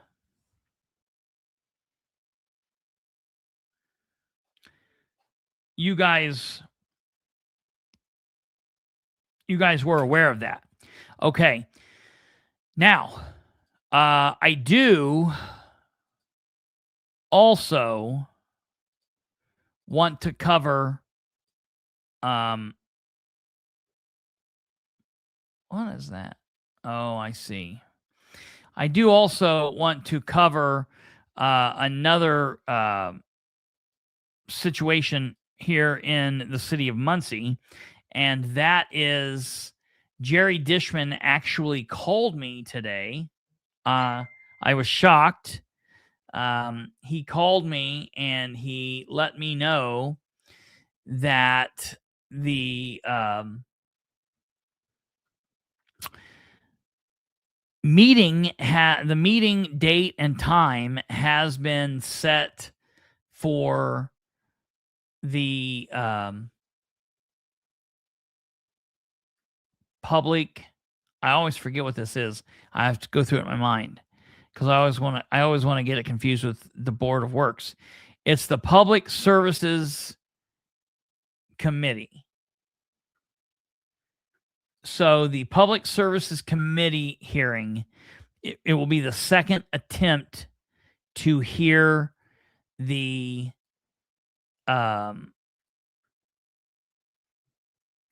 information regarding to the proposed fire department situation. Will be July the 22nd. So a week from today, 1 week from today, at 5:30 p.m. They keep making this harder and harder and harder for people to attend. Jackie thought that 6 p.m. on a Friday was no good. The only thing worse than 6 p.m. on a Friday, I think, is a 5:30 on a Wednesday. I don't know why they don't do these damn things at 6 p.m., 7 p.m. on a Monday, Tuesday, Wednesday, Thursday. That's what they ought to do. But as we can see, the public hearing has been set, 5:30, first floor. Jerry Dishman, Jeff Green, Sarah Gallion. Topic of discussion, Ordinance 926, Resolution 1026, Resolution 1126. This is all concerning the proposed Muncie Fire Department, proposed station build, Station 5 over on Tillotson. We have a date and time, and so that's good. I'll be there.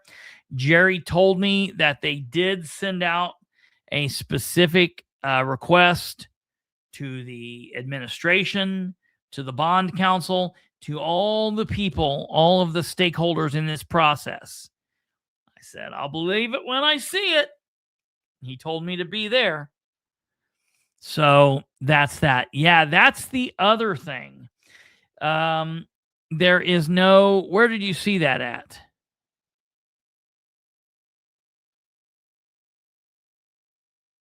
I don't know what you just said. City website. Okay. I don't know what.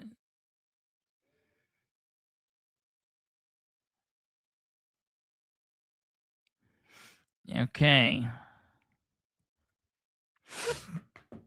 So that's that's the other thing. Well, I'll just to wrap up for the meeting next week on Wednesday. We'll talk about that in the next couple of days and next week. But I look for that to be a pretty interesting meeting, and hopefully we'll be able to get some information. I don't know. Okay, we're going to take a quick break, and then when we get back, we're going to finish this up and get out of here. We have just a couple of other things that we need to hit, and we will wrap that up. Ladies and gentlemen, you're listening to this 702nd episode of the Political Spotlight. I'm your host, Kristopher H. Bilbrey. We'll be right back. All right, ladies and gentlemen. So I actually got this text. I was amazed that Kate saw it because I don't know. Let me see, when did they put it up?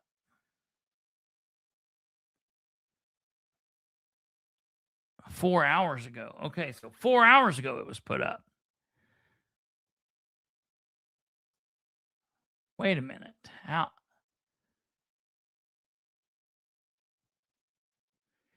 $10 hours ago. So it's not made it to the communications page yet. See, that's why I don't like the fact that they have all these different pages. Because here I was inadvertently on the communications page, the only page that we can comment on, and I couldn't see anything. But then I now get over to the communications page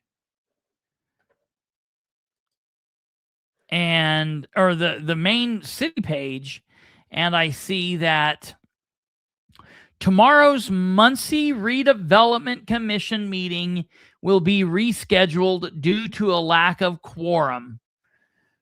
A new meeting date will be reset as soon as possible. I wonder,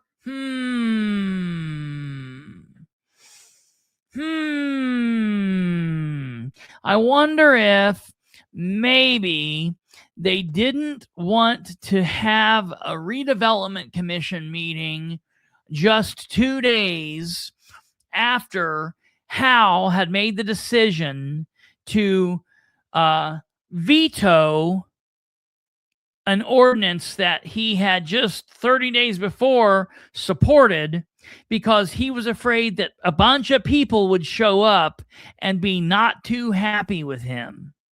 I wonder if they said, you know what? I bet tomorrow at 9 a.m. we're not going to have enough people show up. And everybody was like, what? I'm going to be there. And Hal's like, no, you don't get it. I bet tomorrow at 9 a.m., we're not going to have at least 3 of you show up. And they're like, what do you mean? We're going to be there. And then finally they got it. And they're like, oh, yeah, I'm going to be, I got to stick needles in my eyes tomorrow. You know, I'm not going to be there. Look. Yeah. Hell. Maybe it was planned.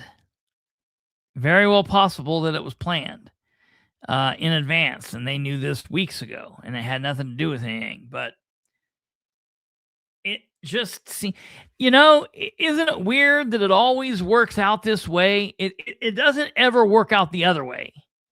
It never works out that like something big happens and they're like, well, we're going to plan a meeting so everybody can come in and bitch tomorrow. It's always they do it to where they are saved, that, you know, everything's made to where, you know, they're okay. I'll be interested to know. It'll be interesting to see if they actually reschedule the meeting or if we just don't have a meeting until August. Because there have been times that I have just canceled a meeting because you could get by. You wouldn't necessarily need to have it. Lots of things. The first public appearance by Shireen since the council put them on notice and say, hey, we don't want your loud ass, rude ass sitting up there on that board. Because that happened in July meeting.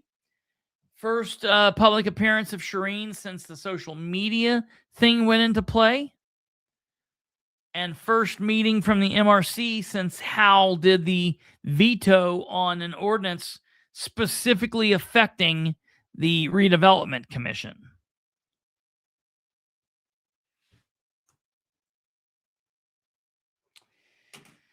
Very interesting. Very interesting. I do want to note that the Star Press did cover the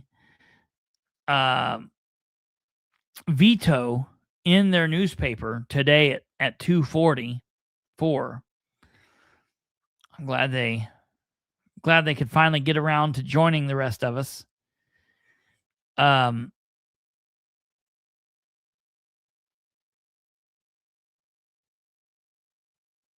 am going to go. I meant to go last week, but I didn't know it was last week, so I will be there. It wasn't today. It'll be next Wednesday, and I will be there, God willing. So it says, acting Muncie Mayor vetoes district plan for McKinley neighborhood. Jeff Howe, who served as Muncie's acting executor while Mayor Dan Ridenour recuperated from surgery, has vetoed ordinance adopted July 6th by Muncie City Council. The ordinance adopted unanimously by the council would create an overlay district to oversee development and projects in the McKinley neighborhood east of Central High School. In an email to council members, Howe said he supported the intent behind the proposal and appreciated the work that went into developing it. My hope is that with additional review and revisions, the ordinance can be brought into a form that is clear and more consistent and better suited for implementation. Howe wrote that his concerns relate preliminarily to how the ordinance interacts with existing city ordinances and administrative responsibilities, as well as certain provisions that may need to be aligned more closely with recent changes in state laws.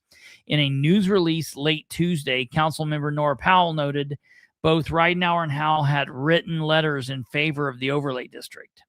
City Council will have the opportunity to override Howe's veto with a 2/3 vote at the August 3rd meeting, she added. Powell's a Democrat. Ridenour and 5 of the 9 council members are Republicans. The council suspended the meeting rules to both introduce and adopt the ordinance in last week's meeting. Ridenour, who underwent surgery for prostate cancer on June 2nd, appointed Howe as acting executive on May 29th. The mayor returned to work at City Hall on Wednesday. In a Facebook video released on Wednesday, Ridenour said the ordinance adopted last week by council, the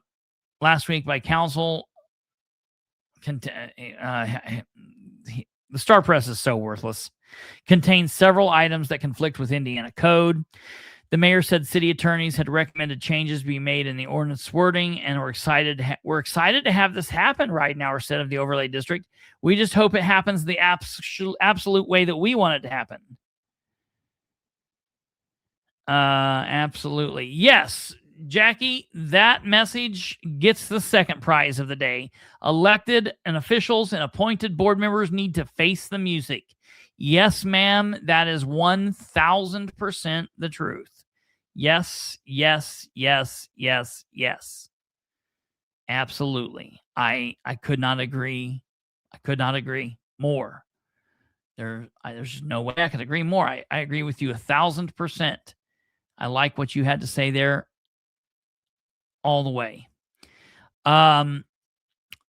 So that's that. The Star Press did what they do, and which is basically the bare minimum.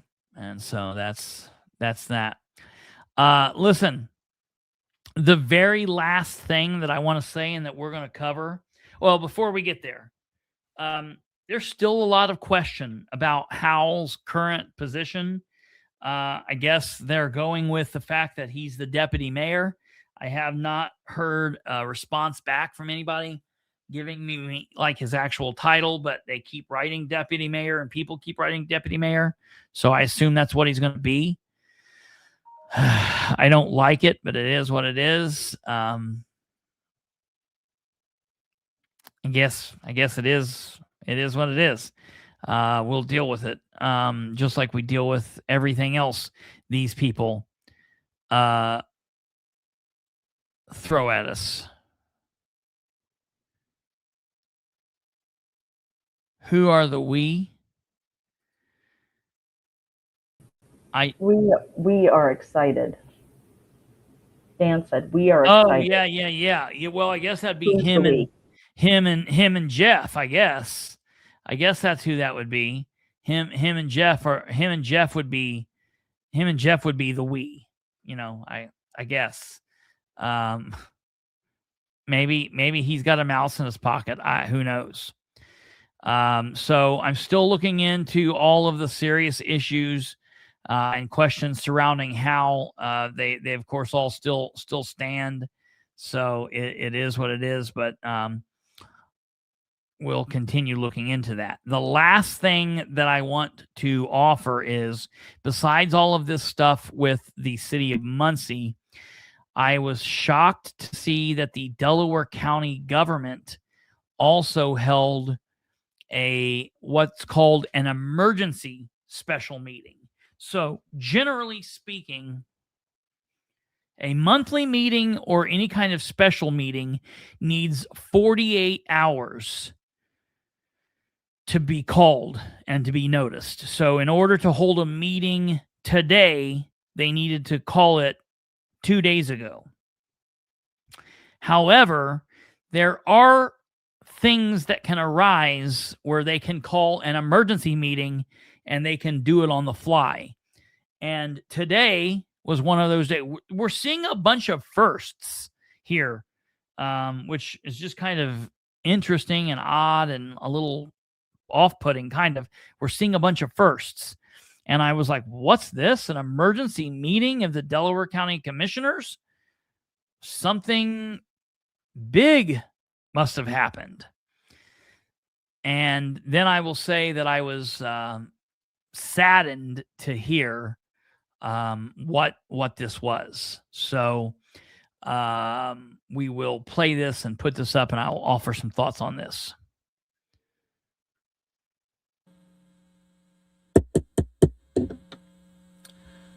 The special emergency meeting of the Delaware County Commissioners, now Wednesday, July 15th, 2 o'clock. Please stand. Roll call.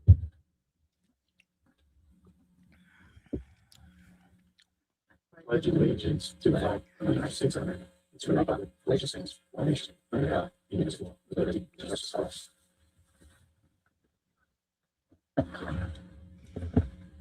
all. Roll call, please. Commissioner Hedring, here. Commissioner Reagan. Commissioner Brand, here. We sadly gather today to fill the health officer's position of the late Dr. Peterson, who passed away late last night. He held this position for quite a few years.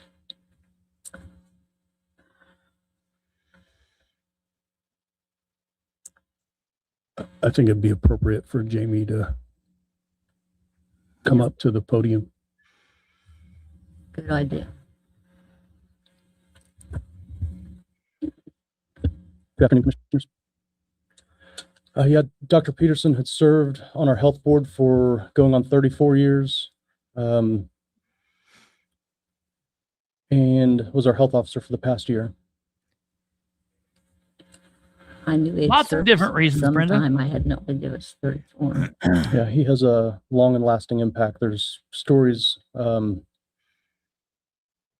just flooding social media today of the different families that he's delivered their children, delivered them, healed them, served them in any different way. And it's kind of an unknown to the public that he served our community as a board member for so many years. So you also, you had an emergency meeting today as well, correct? Yes, sir. We held a emergency meeting of the Board of Health at 12 o'clock today to name an interim health officer. Had a unanimous vote to name Dr. David Brand as our interim health officer.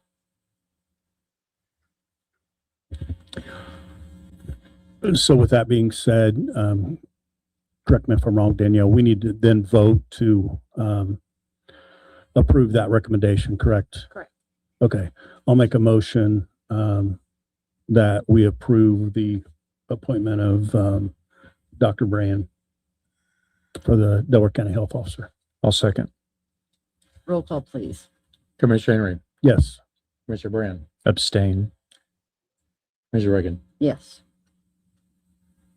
Thank you, Commissioners. Thank you. So sorry for your loss. Thank you. I'll make a motion, we recess. I'll second. Roll call, please. Commissioner Henry, Yes. Commissioner Brand, Yes. Commissioner Reagan. Yes.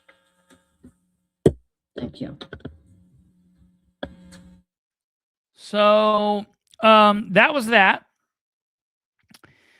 So essentially what the meeting was called for was John Peterson passed away last night, 78 years old. Long-time person of the community. Doc, he was known as Doc.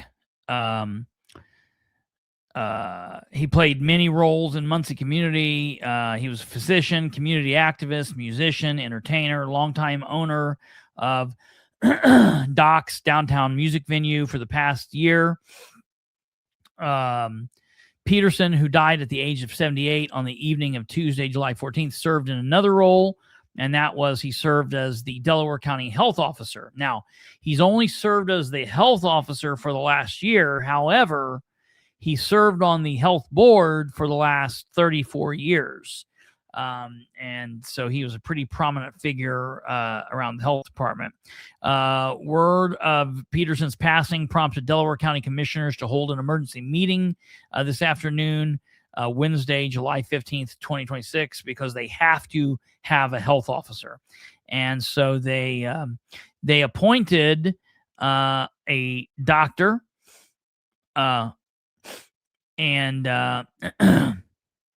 Jamie Bain is the health administrator for the health department, and he stated that the health board met also today at noon, and the health board convened, and they unanimously appointed local physician David Brand. And now don't adjust your volume or your sets because you thought maybe I said something different. Brand, yes, that's the same last name as one of our commissioners, and they are brothers. And so that's the reason why Stephen Brand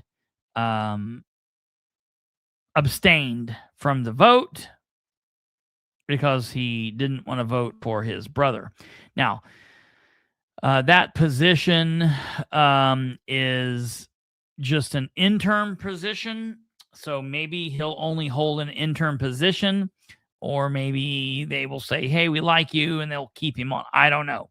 I know a lot of people that know Dr. Brand, and everybody says that he is just a 100% upstanding person, that he is a good person and would be a good fit. So I don't know him. I don't know him at all. I can't say anything about him. But nothing like government to have that incestuous feeling. You know what I mean? Is what it is. So sad passing of Dr. Doc Peterson. There's been a lot of outpouring today, and he definitely touched a lot of lives in a good way here in Muncie and Delaware County and beyond. So he was definitely as a connoisseur of Muncie history and community and life, I've known him and respected him for a long time as a drummer and a musician. And my band has played many times at Doc's. And I have a lot of fond memories there and a lot of great conversations with Doc. He was a hell of a dude. So that's where we're going to end. We will be looking into all of this. We were going to be at the MRC meeting tomorrow, but now we don't have to go there. We will keep you guys posted. Tomorrow is Thursday, so we'll be doing the last show. So that will be that. So you guys have a great rest of your evening. God bless each and every one of you. Have a wonderful Thursday, and we'll see you back here, same bat time tomorrow. That's it. You guys have a great night. Bye.